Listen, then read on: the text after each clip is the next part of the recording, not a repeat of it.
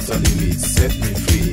What's that crap? Papa know it all. I got my own life, you got your own life. Live your own life and set me free. Mind your business and live my business. You know everything, Papa know it all. Very little knowledge is dangerous. Stop bugging me, stop bothering me, stop bugging me, stop forcing me, stop fighting me, stop yelling me. It's my life. Hi, my name's Steve Gaskell and this is my blog for vision support and challenge coaching. Currently on the blog, and I hope you've enjoyed it so far, I'm talking about communication skills, and I've talked a little bit about tell, sell, discuss and empower, and I dare say most of you can relate to those in one respect or another. You know, when you're talking to somebody yourselves, or if you're in a conversation, whether you are, you know, one of those individuals that tells, you know, there's not much debate. You've got to be quite succinct about it, direct. You know, there's an authoritative, you know, measure to how you do, you know, how you communicate and how you do business. Or whether you're a seller, whether it's about buying in, getting empowerment from, you know, those that you're with, you know, talking about benefits and consequences and selling the notion of your communication. You might be a discusser. You might be somebody who likes to embroil in a discussion of the you know, the topic, of creating unified purpose with people, and hence having that discussion, because you might be the, you know, the thinker and they may be the technician in terms of what it is your conversation is flowing about. Probably time consuming, and often this is the notion where you get all talk but no action. And that's not to suggest that that's the way you are, but that's what you will have heard and something you'll be familiar with. Or are you somebody who empowers, you know, allows others to create responses, to think for themselves?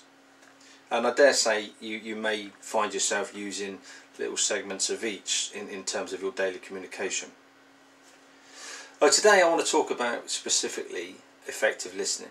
So not so much about the tell, sell, discuss or empower, but more about how you respond whilst you're receiving communication from somebody else. Now, to explain it, I want to put it down into break it down into a 1 minute segment. Now, the time scale is fairly irrelevant, and you know, we can break this down into whatever you feel fits. It might be a 10-minute piece, it may be a series of 1 minute bits. It's really irrelevant. The notion of what I'm going to talk about is what you should probably all relate to, and that you can actually say to yourself, yeah, I'm guilty of that. I know for one, until I was made aware of this particular notion, constantly guilty of it. And even to today, you know, I've got to work hard to make sure that I'm not actually you know, talking over or not listening effectively, and I'll explain why as we go along. Okay, so let's take this minute then. First 20 seconds. First 20 seconds, you're listening attentively. You're probably doing everything right. You're fully engaged, fully interested in what the other party is saying. But then as that 20 seconds goes into the, you know, to the 30 to 40 second period, the second 20-second stage, your mind starts to wander. You're not listening attentively now. You're thinking about what's been said. But then you're starting to register, right, okay, so what does that mean to me? How am I going to respond? What's my response going to be? And you're going to spend a little bit of time thinking that through before all of a sudden you then launch into the final 20 seconds. And this is where you all go, yeah, that's me. You'll start to respond, but the key is you're responding before the other party has even finished or concluded what they're saying. And you know, in a conversation, I guarantee you'll have all seen yourselves doing that in one disguise or another. Listen, formulate, interrupt, and that's what it is. You're interrupting. So you're not learning, you're not listening, you're not gathering information from the other side, the other party. You're more intent on getting your opinion across, what it means to you, how it makes you feel. And as a result, we don't listen effectively. Now, I try to work at this, and I still, you know, I get it wrong today. But I'm very, very conscious of the fact that if I'm listening to somebody, I've got to shut up. What I want to talk about now is some of the strategies you can use to actually become an effective listener. The first and primary one really is to concentrate on what is being said. Really start to think about, you know, what's the meaning, what are they saying, listening attentively, you know, not wandering, not starting to formulate your own response, and certainly not interrupting, but listen, concentrate. And it does take concentration, because your mind will wander, and it's then bringing it back, knowing that you actually, this person's got something to say, and I'll probably learn something from it. But concentrating, ways in which you can help yourself concentrating is, you know, sending out those subtle you know, messages from your demeanour that you're interested, you're listening. Good solid eye contact, you know, looking the person in the eye. And some people are uncomfortable with that, but it might be a case of, you know, actually look at the eye, and by way of making it a new habit, say to yourself, oh, what shape of their eye, what colour is their eye, you know, what's their eyes doing, so that you don't feel that you're piercing and looking into the eye. Caution though, measure that with, you know, against actually getting distracted and not listening to what's being said. It takes a little bit of time and skill, but it's something that can just set you in play. You may just be looking just slightly above their eye, the bridge of their nose, so it doesn't feel quite so you know, pressurising for yourself. All of these things then start to send out all of these subtle little messages that you're listening. Another really good way to do it is what we call mirror their facial expressions. Now, I'm not suggesting for a moment that, you know, you start mirroring specifically what they're doing, because that will be picked up, and it's too you know, overt a way of trying to build a level of rapport. And what you want to do is just subtly, you know, watch if they move an arm, or if they clasp their hands together. You might do something similar, not exactly at the same time, to the same, you know, ferocity as them, but just subtle notions that you mirror what they say. They may smile, you smile. Their tone may change your tone slightly. They may talk slowly. They may have pauses. Then you can start to bring that into your response, into the way that you start to respond in the conversation. And all of these things start to build that rapport. But they also help build and cement that understanding that you are listening and engaged with what they're saying. Now, the next one I talk about is don't interrupt.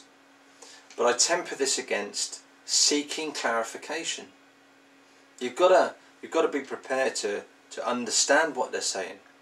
And in order to do that, it is going to need to be interrupted. But the sole difference on the interruption that we talked about earlier, where you interrupt and then you start to fire in your point, your thoughts, your views, that's where it's unconducive. That's where you start to lose the conversation. Instead, paraphrase. Seek clarification through putting what they're saying into your words. So I've got this correct then. So you're saying this, and this. So I understand completely what you're telling me. These are the facts. Have I got it right? Do I understand fully? You know, is this the story? Is this the case? And you'll find that that's a really good way then of again building that rapport, building that relationship, but effectively understanding what they're saying. Effective listening. Watch your feelings. And again, I temper this with another one, is be intelligent about your emotions. Now, again, mirroring, you know, you may have certain feelings, and anger comes through, frustration, happiness, whatever the case may be. And then you just got to be intelligent about your responses. You know, mirroring to an extent, but making sure that, you know, you're not going overboard. You're not finding yourself being emotionally embroiled into a conversation, which then starts to leak out as interruptions, as, you know, you then start to have your opinions come through rather than listening to what's being said. In the coaching world, this is key, because you often will make assumptions about another individual before you've even got to the facts. And emotions can do that. And actually, if you go back to one of my earlier blogs on the chimp paradox, it talks about the chimp, the human and the computer, and you'll understand there what I mean about being intelligent about your emotions. Another way to do to perform effective listening is to try and see it from their perspective. Classic example, talking to teenagers. How many of us get frustrated because they know everything? They've got the answers to everything. They've got the, you know, more attitude than you'd care to carry. They were worse than we ever were when we were kids and teenagers. But actually stop for a moment. Put yourself back into their shoes. Start to think about how it affects them, what their perceptions are. And you'll start to see things in a different light and actually understand things in a different light.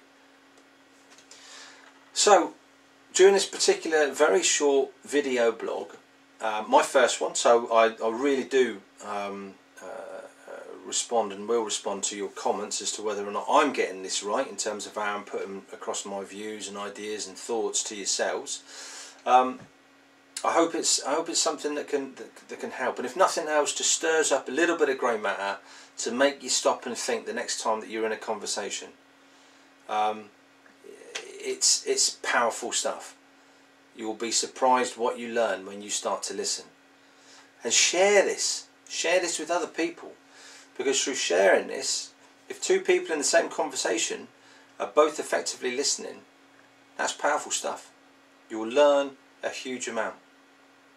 I look forward to chatting with you again on my next blog in the not too distant future. Until then, thanks very much.